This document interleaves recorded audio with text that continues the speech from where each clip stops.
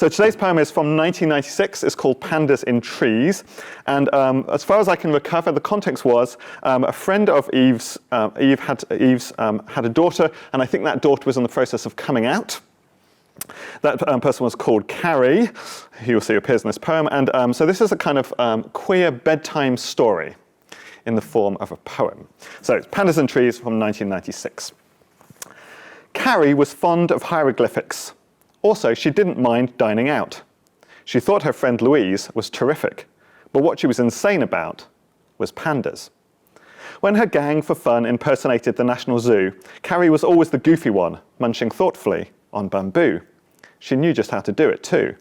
She knew that pandas have a thumb, sort of, for holding bamboo shoots so they can nibble with aplomb the leaves off. It was very cute. But isn't it... Her friends who were lions or monkeys or buffalo... Isn't it, dull? They'd murmur. Well... She explained, sighing patiently. No, somebody else might find it so, but I don't. I feel most at ease, looking serene and answering to some double-barreled Chinese name like Sing Sing or Ling Ling. Don't ask me why. I've heard it said that when I was a tiny pup, my parents hung above my bed a panda picture postcard up. And that might, I suppose, explain why I was, even as a child, so meditative and urbane and extra large and extra mild. Her friends respected this as well they might. Her best friend Louise considered pandas thoroughly swell, though she cared more for climbing trees herself. But you should see her leap to the defence of pandahood and fire up at any creep who found the species not so good. For instance, Emma claimed that she'd hid in the panda house one night and watched to see the keepers feed the pandas and turn out the light. And then, still hidden, she'd heard from either cage a ripping noise, like Velcro. And without a word, 3 small blue-suited Chinese boys who looked like spies had one by one crawled out of a Velcro opening in each of the panda suits and run into the night, abandoning the panda house and leaving in it 2 crumpled black and white fur coats. This stumped Louise for about a minute. Then she started feeling her oats, as usual. It isn't true. I know it isn't. She announced. I know pandas, Emma, and I know you, and I know your story doesn't bounce. Yes, said Carrie.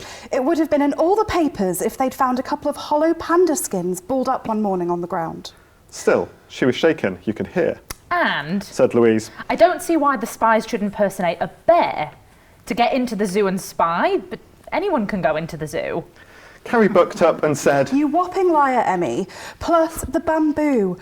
Boys couldn't turn it into panda droppings, even if they could really eat it. Panda droppings are different from ours. But plus... She was unusually heated. Don't you think it would be bizarre that with millions of enterprising children, the biggest country in the world would choose if it wanted spies to send 6 small boys and not 1 girl? Emma had to agree with that. In fact, she dropped her story flat. But how did Carrie come to know all about panda droppings? Well, in a book that was edited by Zhu Jing together with Li Yangwen, The Giant Panda, she'd found out from Chinese scientists practically all that there is to know about her favourite beast, the giant pea. How long its tail is when it's born, whether it hibernates, no, what it eats, bamboo, how it keeps warm, whether it's sublime, you bet, and other useful facts like these with lots and lots of pictures. Wow. Carrie whispered to Louise. I wish that I knew how I could have a round black nose and small black cookie cutter ears like the pandas this book shows. Louise smiled happily. My dear, I hope you appreciate that I do already, and by nature have a round black little nose and 2 small round black ears. I call that suave, don't you? Said Carrie. True. And when she thought about it some, she let on to Louise that, well, she did have a fluffy round white tum. That, said Louise, is also swell. But speaking said Carrie, of mysteries, not that we were, give this some thought. Do you think pandas really climb trees? Sure, said Louise. I mean, why not? Or maybe not. Why should they? Must I have a firm opinion? Look, you muffin head, said Carrie. Just look at the strange thing in this book. Now take this picture. What do you see? Only... Louise said matter-of-factly. Only a panda in a tree. Yes, you're right. That's it exactly. Now look at this page for a minute. What do you see before your eyes? Only a tree with a panda in it. Right. said Carrie. Very wise. And this page and the next? Louise said as if it seemed ordinary, Couple of pandas, couple of trees. Yes, that's what I thought too. said Carrie. Now tell me this. How many shots of pandas in trees are there between the covers of this book? Oh, lots. Wait a sec. Let me see. 14? I think that's right. Said Carrie. But now read this caption, if you please. This caption here? Okay, why not? Pandas seldom climb trees. What? Pandas seldom climb trees? That's what it says. Peculiar, no? Yes. Peculiar. Peculiar. Louise. I thought so. Look at this one, though. Pandas do not usually climb trees. What are we to make of that? Well, don't ask me. Louise said. I'm beefaloed, really, tumbled flat. Pandas are unable to climb, this caption says. Carrie went on. Honestly, something is amiss. We should investigate. We'll want to do some thinking about this. And meanwhile, in the dusty yard, among the sandbox and the swings, chattering in the airy, hard, tea-coloured evening of the spring, the gang of friends scattered and wheeled, like noisy atoms glittering to sudden halts, and spun, and squealed. Pandas, among other things, formed a subject of debate. How do they figure, asked Yvonne, figure out with whom they are to mate up in the wilds of Sichuan, since boys and girls look just the same? It's true, you're right, they do. What a life, Marshall Lew exclaimed. Lively times in the bamboo. Joe said they look like abominable snowman. Paul thinks, maybe. Hal perceives them all as mummies. David thinks they look like babies. I'd like to be, remarks Rosemary, a panda's pet and learn Chinese. Oh, by the way, where is Carrie? Come to think of it, where's Louise? And meanwhile, from the dusky yard, the children yo-yo home to bed. The eastern sky is tarred and starred. The heavens to the west are spread with ochre bars of peanut butter, which the sunset barely jellies, and the wind drops the dust, and utter silence drops. The two-horned snail is snailing up a shadowed hill, where the shadow overtook her. She stops. It is so still. Up the pines that overlook her, shadow has climbed. Shadow is high. Shadow is very near the top. Only a keen and distant eye could see to where the shadows stop, very near the pine trees' heads. Only two piney spindles push their winking tops above the ledge of dark. It's odd. The thickening hush that's dropped around the playground swings is troubled. It's almost as if the pines themselves were whispering. One of them seems to give a sniff.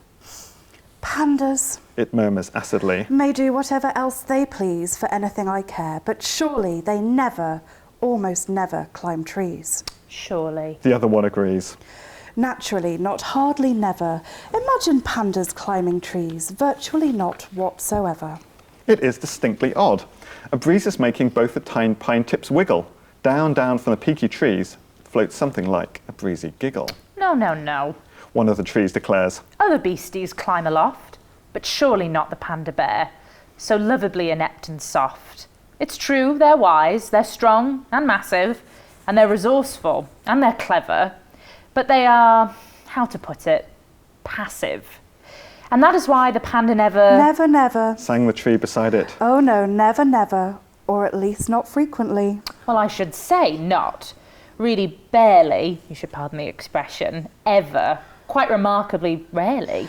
And if at all, with much discretion. Not to say timidity. As we know from scientific works of great validity. Not that pandas aren't terrific. Match. But do they? No, they don't. I didn't think they did you? It's not the pandas won't. Left to its own devices. To what? you know as well as I. Up trees. Ever at all. Oh my. Perhaps it's just a wayward breeze that drops the panda into trees. Oh yes, I think that must be so, for otherwise they can't, you know. Can't. Well, only very seldom, unless necessity compelled them. Pandas are not Amazons. They do not do such things for fun. Fond as they are of mild diversion, they are not given to exertion. So it would be distinctly queer. Unheard of, if a panda could climb up a tree, Louise, my dear. I told you something was afoot, didn't I now? Not just trees giggling and whispering, but oy vey, one of the trees is called Louise. Don't ask me, what can I say? Of course they don't climb trees, because climbing is very, very scary. And not a treat that would amuse a fuzzy kind of mammal, Carey. Oh no, not fun at all. How true. Here's a pretty how'd you do. The other tree's named Carrie too. Oh, I don't understand, do you? And that must be why people so infrequently see nose or ear or little panda fur below up trees. Isn't that clear? Oh, yes, indeed. Imagine hiding up in the barest treetops, waiting to see the whole horizon sliding off into the night. Exhilarating? No, ho, ho. Oh, no, no way. And that is why I always say the normal panda. Would not dream of doing something so extreme. And will not